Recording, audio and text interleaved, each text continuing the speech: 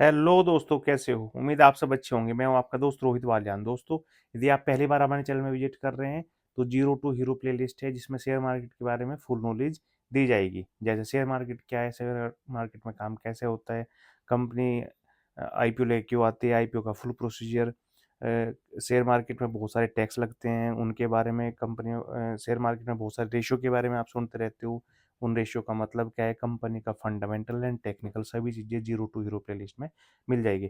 आइए दोस्तों, आज जिस कंपनी के क्वार्टर रिजल्ट के बारे में हम चर्चा कर रहे हैं उसका नाम है कोटक महिंद्रा बैंक। ठीक है। सारी फिगर जो है करोड़ में है दोस्तों। ठीक है। तो आइए देखते हैं कोटक महिंद्रा बैंक का जो है इस क्वार्टर का Q3 2025 का रिजल्ट कैसा रहा। इंटरेस्ट से कितना कमाया दोस्त इस क्वार्टर में?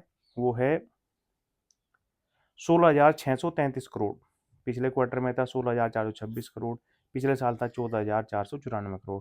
तो दोस्तों देख सकते हैं कि इंटरेस्ट से जो कमाया है, मतलब ब्याज से जो कमाई की है, वो पिछले क्वार्टर के मुकाबले ज़्यादा है और पिछले साल के मुकाबले भी ज़्यादा है। अच्छी बात है ये तो। अदर इनकम देख लेते हैं दोस्तों। अदर इनकम इस क्वार्टर में 7,312 करोड़, पिछले क्वार्टर में था 10,453 करोड़, पिछले साल था 9,588 करोड़।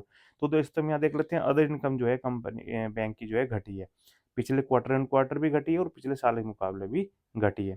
टोटल इनकम देख लेते हैं दोस्तों। टोटल इनकम इस क्वार्टर में 23,945 करोड़, पिछले क्वार्टर में था 26,880 करोड़, पिछले साल था 24,083 करोड़। तो दोस्तों क्वार्टर एंड क्वार्टर भी घटी है टोटल इनकम, पिछले साल के मुकाबले भी घटी है। ऑपरेटिंग एक्सपेंस देख लेते हैं। ऑपरेटिंग एक्सपेंस 9,540 करोड़ है इस क्वार्टर में, पिछले क्वार्टर में था 12,203 करोड़, पिछले साल था 11,822 करोड़। तो दोस्तों ऑपरेटिंग एक्सपेंस भी जो है पिछले साल के मुकाबले घटा है, अच्छी बात है। और पिछले साल के मुकाबले भी घटा है, क्वार्टर ऑन क्वार्टर भी घटा है, ये अच्छी बात है। मतलब जो खर्चा है ऑपरेटिंग एक्सपेंस जो है वो घटा है कंपनी का, अच्छी बात है। टोटल एक्सपेंडिचर देख लेते हैं। इस क्वार्टर में 16,711 करोड़, पिछले क्वार्टर में था 19,342 करोड़, पिछले साल था 17,807 करोड़। ये मतलब अच्छी बात है कि जो टोटल एक्सपेंडिचर है, मतलब खर्चा है, वो पिछले क्वार्टर के मुकाबले घटा है और पिछले साल के मुकाबले भी घटा है। ऑपरेटिंग प्रॉफिट इस क्वार्टर में 7,234 करोड़, पिछले क्वार्टर में था 7,537 करोड़, पिछले साल था 6,275 करोड़। मेन जो ऑपरेटिंग प्रॉफिट है वो जो है पिछले क्वार्टर के मुकाबले भी घटा है, लेकिन पिछले साल के मुकाबले जो है बढ़ा है।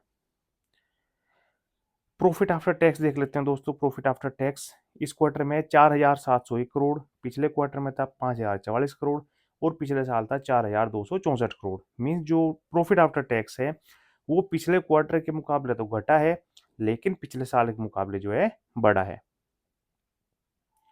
दोस्तों ईपीएस देख लेते हैं अभी। बेसिक ईपीएस देखिए। बेसिक ईपीएस इस क्वार्टर में 23 रुपया 64 पैसा, पिछले क्वार्टर में था 25 रुपये 37 पैसे और पिछले साल था 21 रुपये 40 पैसे। मतलब ईपीएस जो बेसिक ईपीएस है, अर्निंग पर शेयर, पिछले क्वार्टर के मुकाबले तो घटा है, लेकिन पिछले साल के मुकाबले जो है बढ़ा है। क्योंकि बैंक है तो एनपी जरूर देखते हैं। इसका नेट एनपी देखो दोस्तों, इस क्वार्टर में है 0.44, पिछले क्वार्टर में था 0.45 एंड पिछले साल था 0.36। तो एनपीए है जो क्वार्टर एंड क्वार्टर तो घटा है, लेकिन पिछले साल के मुकाबले जो है बढ़ा है। आई होप आपको कोटक महिंद्रा बैंक के Q3 2025 के रिजल्ट समझ में आए होंगे। दोस्तों यदि आपने हमारा चैनल सब्सक्राइब नहीं किया, प्लीज सब्सक्राइब कीजिए। Thank you very much.